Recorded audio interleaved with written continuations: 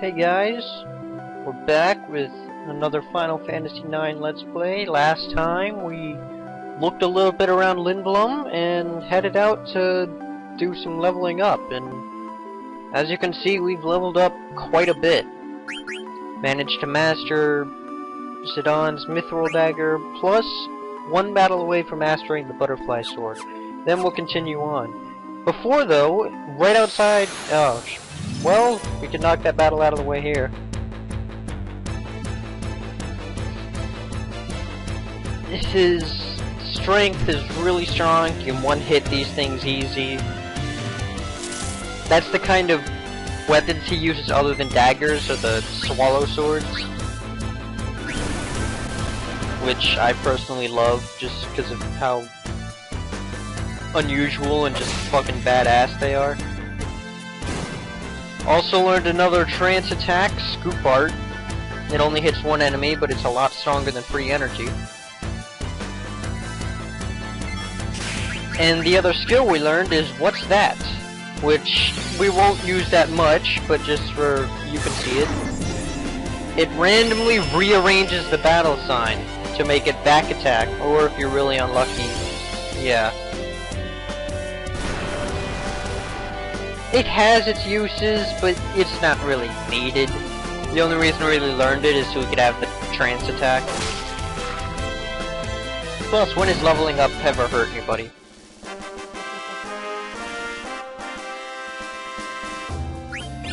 So we mastered What's That?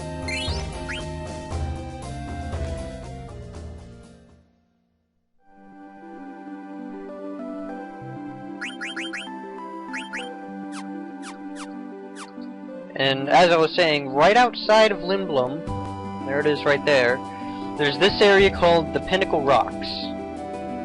Now, there's nothing we can do here on Disc 1. Nothing at all. In fact, if you check it out, it's like, there have been reports of an old man's ghost appearing. We can't verify it, but stay away from here. See Lindblum in the distance. It's a nice looking place, I'll admit. But it serves no purpose whatsoever in Disc 1 except for 2 chests, which is nice. A Phoenix Down, always useful, and an Elixir, which are very nice. And that's all there is at Pinnacle Rocks. It's just 2 more chests and a sign to look at. But now that we're leveled up, we've gone through Pinnacle Rocks, we've mastered everything we can, time to continue on with Lindblum.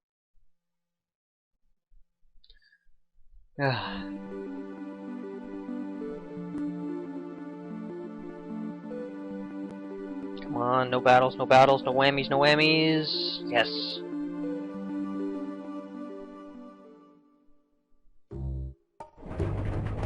Back in Lindblum.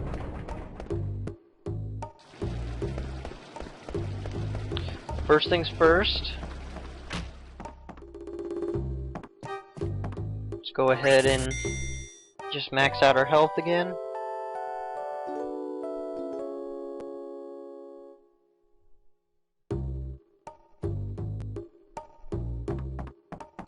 I saved right outside, so we don't have to go back to the Moogle. And first things first, before we go on to any other districts, let's go finally get the Ogre, which we couldn't afford last time. Got more than enough gil now thanks to all the grinding up.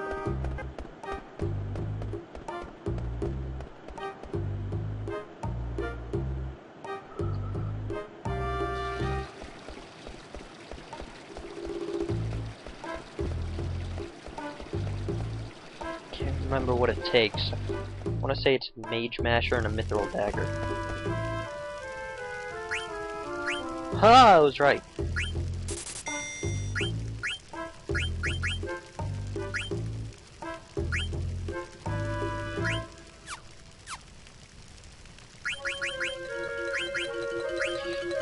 Ogre. We learned Soul Blade, which is...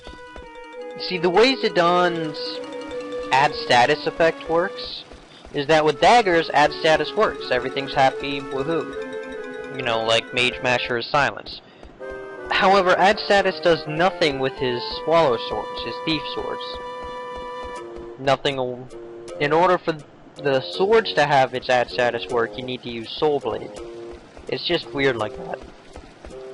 But now, right across the street, we can continue on with Lindblum, and we cut to VB shopping in an 8. And he decides he'll buy a nut.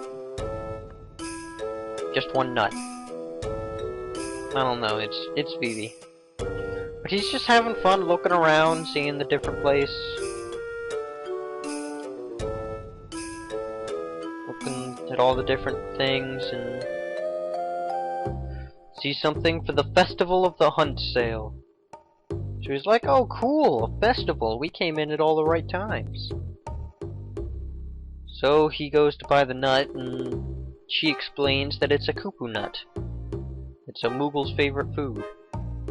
It's just one of those key items that's just there. And it's like, oh, that's the last one. It's on the house. It's like, cool. Maybe we didn't have to waste our cash. So she goes into the festival. They let a bunch of animals loose, and he's like, ooh, that sounds fun. Bunch of foxes and sheep, and what's fun about fighting savage beasts? Wait, did I say animals again? So the Festival of the Hunt is basically they let loose a bunch of monsters all over the city, and participants go in to fight them. Sounds like a ball. Now, we could go to the industrial district, but there isn't really much there. We'll just cut straight to the theater district. We're not shooting for a perfectionist run. Though I will show you a lot of different stuff.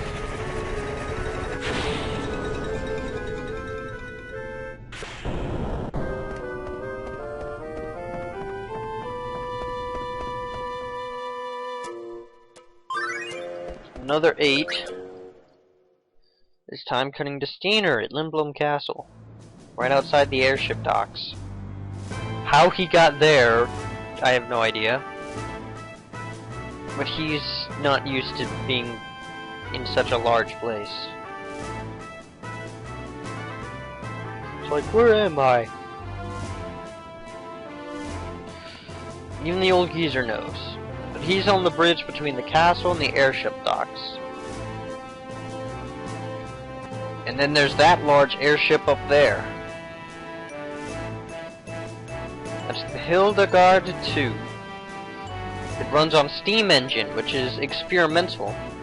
They've only used mist engines the whole time they've been around. So that seems like some crazy notion.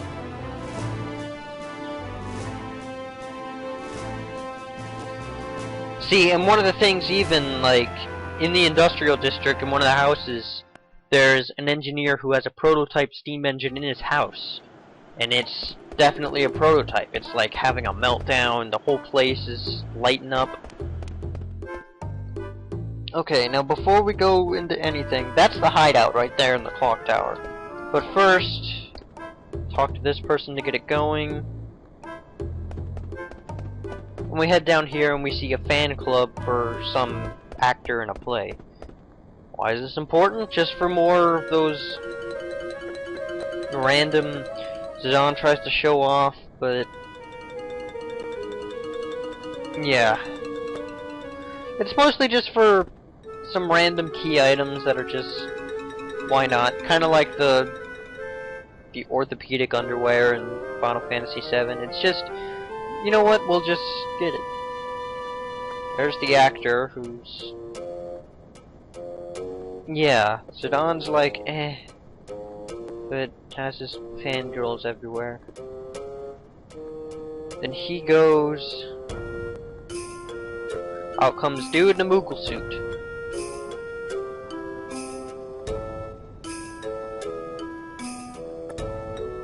It's like, we don't care about you in the play, we just came here to see the actor. See, thanks to no voice acting, we have no idea who that is, but Zidane can, and... yeah. That was the actor, in case you couldn't figure it out.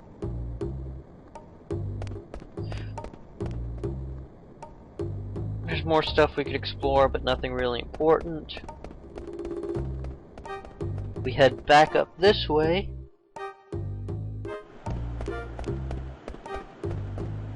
down here, there's a painter doing his work, and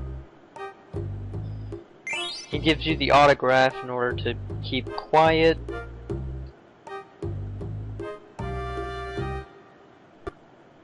He's trying to drag him into acting, and we can also just look around. There's the Moogle suit, another key item. A few chests are in here. What he's painting for, the winner of the art exhibit gets to paint the church. I don't know, it's just, I love how it engrosses you in all the different lives of every individual person in this game. There's very few just random people.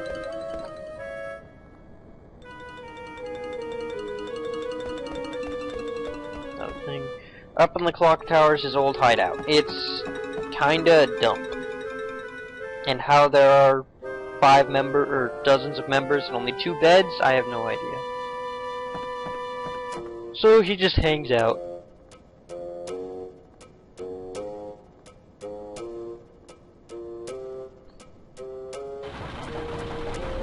And then bell goes off, his mind starts wandering to Dagger.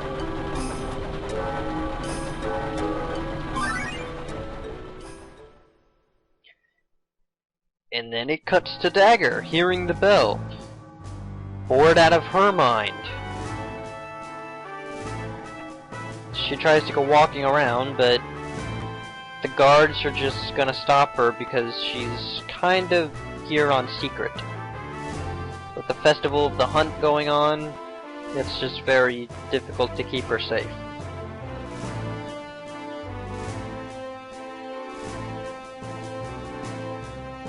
So she's just stuck in there.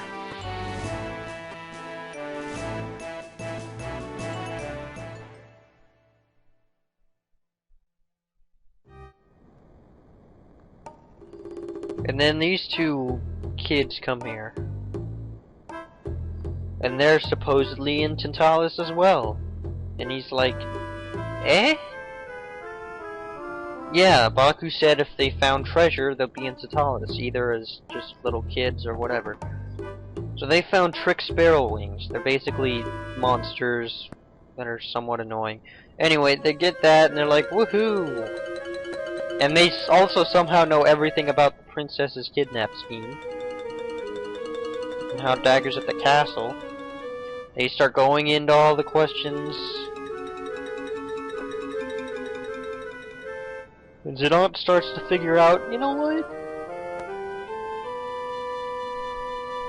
You know what, even if she is a princess, screw it. I'll just go see her, why not? Of course we can loot from the hideout, but it's all just minor amounts of gil everywhere. So I always wonder, has anyone ever been like maimed on the freaking clock parts? I don't know why my mind always goes to that, but it does. Mini Burmecia action figure. There's a whole series of those, it's weird. Oh, shit. Oh well. Then it cuts to Baku, since they're on the mind.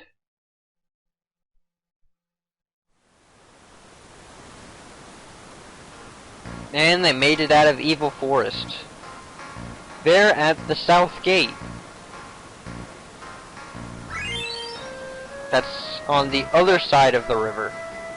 Between Evil Forest. So we ended up on the right side and we had to go through to Dali. They ended up on the left side and just walking through the South Gate.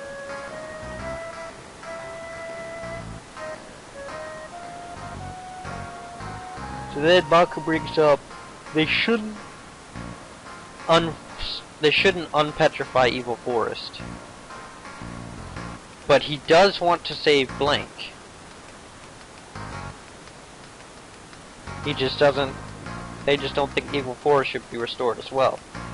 So they're gonna start looking for a way to cure petrification without unfreezing Evil Forest. They're still below the mist, by the way. You can see it up in the sky there. So they've walked and just now made it all that way.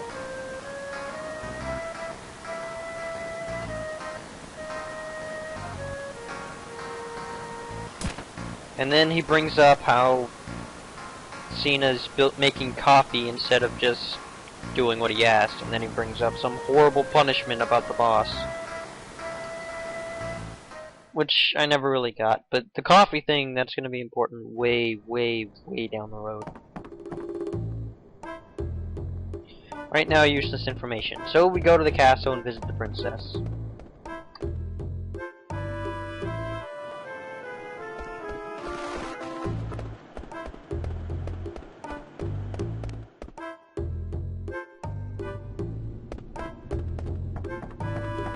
Just go on the sky trams.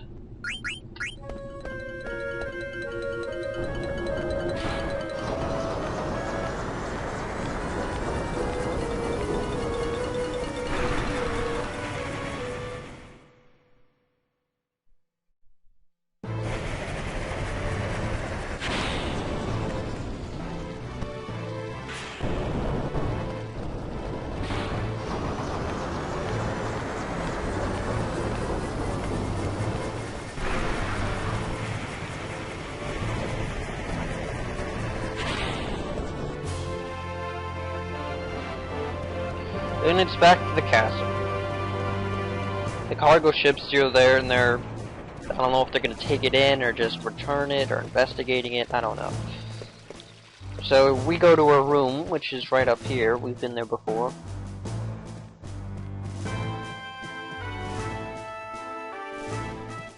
And we find Steiner crying into his hands. And then immediately accuses Zidane of kidnapping the princess. That she's gone. He's freaking out about it. And Zidane's she's just walking around.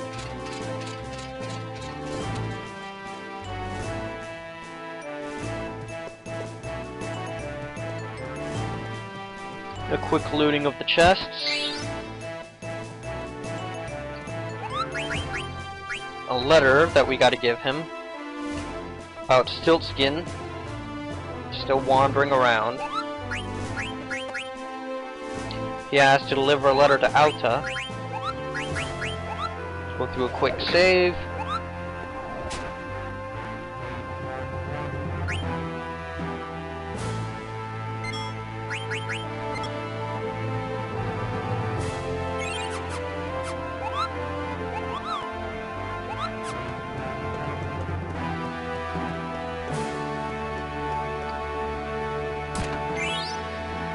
Get a glass armlet, which we already have. And now that we've saved, we continue on to look for the princess. But as we leave, well, minor cutscene, and then we go this way, another cutscene. Music cuts out, and he hears the same song that they heard in Dolly. Figures it's coming from Dagger. How he knows it's upstairs, I don't know. Tries to use the elevator, but only authorized personnel can use the lift. So, guard disguise.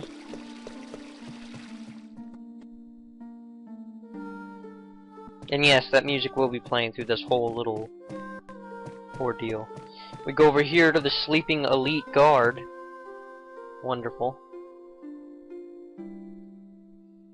A suspicious character was wandering around. Not me, not the guy with the tail, someone else. He went in this room.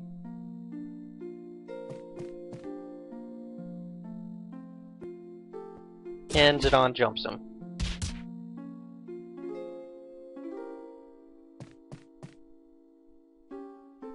And now he's in a guard's outfit. And we'll cut it off there. Next time, we'll go searching for the princess around the castle. Next time on the Final Fantasy IX Let's Play.